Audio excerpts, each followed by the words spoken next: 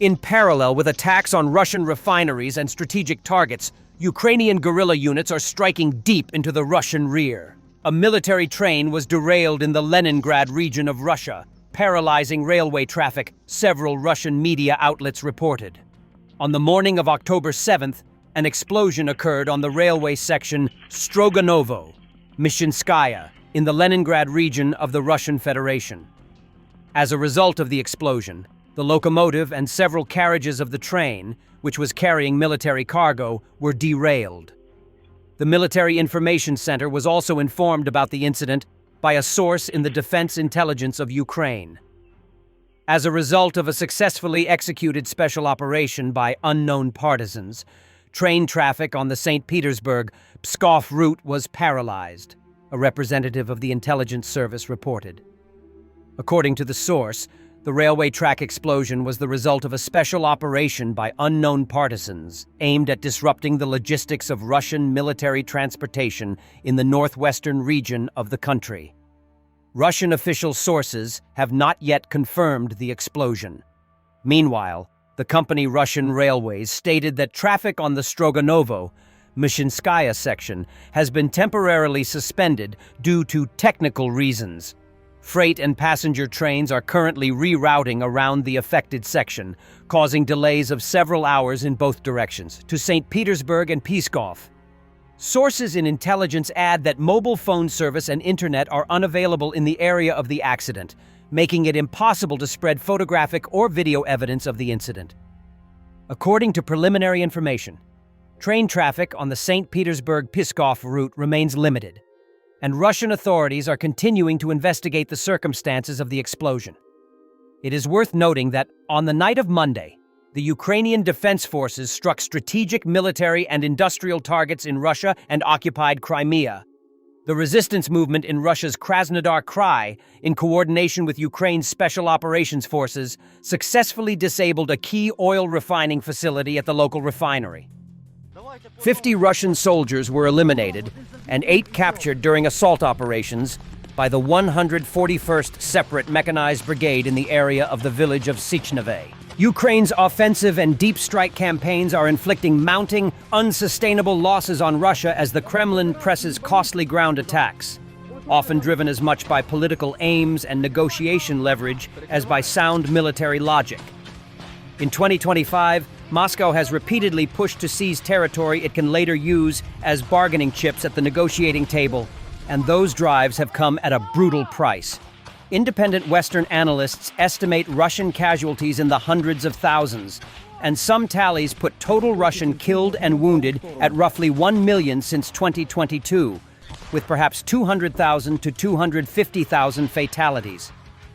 Tactically, Moscow's insistence on grinding offensives, attempting to trade blood for meters of ground, exposes formations to concentrated Ukrainian fires, precision strikes, and long-range drone and missile attacks that destroy manpower, vehicles, and supply lines faster than Russia can replace them. The result is a war of exhaustion that depletes frontline units, eats into reserves, and forces Moscow to mobilize and reconstitute forces at a crippling rate. Analysts at ISW and other institutes note that casualty spikes cluster where commanders have repeatedly ordered assaults on fortified towns and logistical nodes. To put the scale in 20th century terms, the United States lost about 58,220 service members in the Vietnam War, a number now routinely used as a benchmark for heavy wartime losses. The Soviet Union lost roughly 15,000 to 25,000 personnel during its 1979 to 1989 Afghan campaign. Estimates vary by source. A protracted guerrilla war that contributed to Moscow's geopolitical strain. The U.S. campaign in Afghanistan, 2001 to 2021, cost the United States some 2,400 service members killed and tens of thousands wounded. Compared with those conflicts, Russia's losses in Ukraine, by current independent estimates, are on a far larger and faster scale than any of them, matching or exceeding those historic benchmarks within only a few years. That rapid attrition reshapes the strategic picture. Even where Russia seizes ground, it pays politically costly human and material bills that weaken its long-term negotiating position and its ability to sustain large conventional offensives. In short, political pressure to show gains has driven Moscow into costly operations that Ukraine, with precision fires, air support, and superior ISR, is turning into disproportionate Russian losses. The arithmetic of attrition now favors Kyiv. Each offensive victory Moscow claims brings with it a mounting, hard-to-reverse toll on its forces and on any future bargaining power.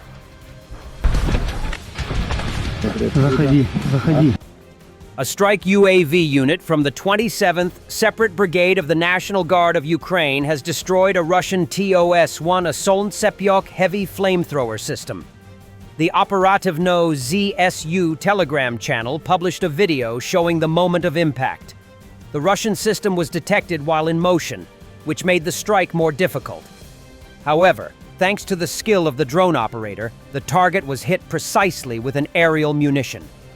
After the strike, the vehicle caught fire and began to slow down. Once it stopped, the Solntsepyok crew abandoned the vehicle. The drone operator then carried out an additional strike on the launcher, causing it to burn completely. Since the start of Russia's full-scale invasion of Ukraine, the Russian military has lost more than 33 Solntsepyok heavy flamethrower systems, 4 of them in 2025 alone. Due to their limited numbers, these systems are not widely used. However, they pose a significant threat, making their destruction a priority for Ukraine's defense forces.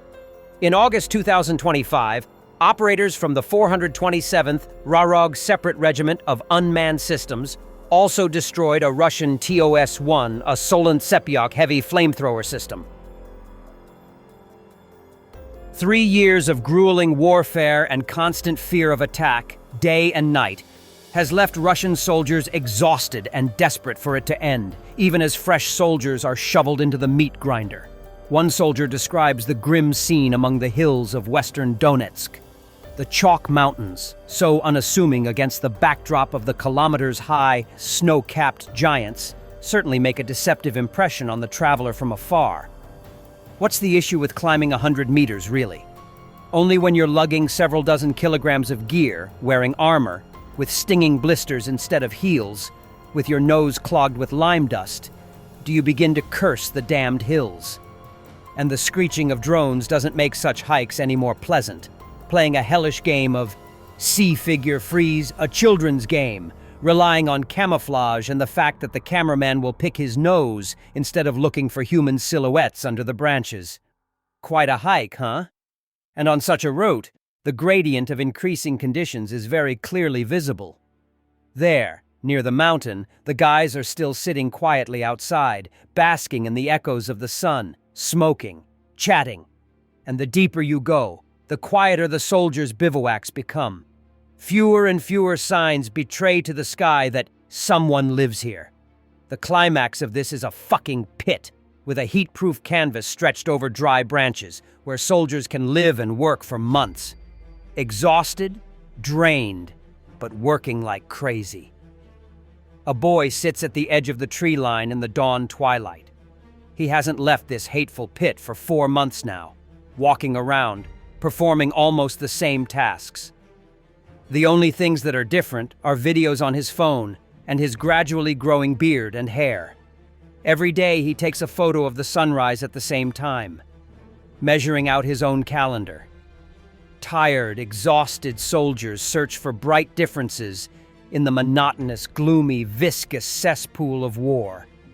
And when they're sent to the rear, I constantly catch disgust on their faces as they observe the underground palaces, the toothy smiles of well-groomed soldiers jogging, fattened up for the TV. They laugh in response to yet another order. All mobile units are ordered to sign contracts, otherwise they'll be sent to assault, and they simply wait for the next round of hell to begin on the front lines. The soldiers are exhausted. The summer offensive campaign has come to an end. And looking at the monstrous overload of my comrades, some of whom have been at the front lines since spring and can no longer simply physically function and are being punished for it, I have no illusions that the special military operation is nearing its end. The inability of some commanders to manage personnel leads to a situation where some sit in the rear for years while others can't release the wounded because they don't have the men. Fortunately, our unit suffered few losses this summer, truly few, but each loss weighed heavily, tearing at the soul. A young man who stepped on a mine, dying over several hours on a stretcher. I barely held back after the phrase of a worthless lieutenant, "I didn't really want to live." An older man, honest, responsible, good-natured, and simple. He was assembling drones according to orders, which, fortunately, were immediately rescinded. He didn't notice the self-destruct device on the damaged kamikaze. Piles of wounds, horrible, brutal mutilations that leave men disabled. And yet, for everyone wounded and dead, someone always takes their place. Whether it's pressing buttons like us or escorting transports, running, sneaking toward enemy fortifications, spying on the enemy through a drone camera, turning the steering wheel, loading mighty guns, lugging heavy backpacks to the front. We ignore the commander's tyranny. We ignore the fact that they've forgotten us. We simply do our job, grumbling but doing it. The foggy, slushy autumn has arrived and settled over the steppes, and we still have a long way to go. Thanks for watching, and don't forget to subscribe. Also, if you want to support Warthog Defense, please become our member and get early access to new videos, exclusive members-only videos, and become administrator in comments section. The membership link is in the description. Rescues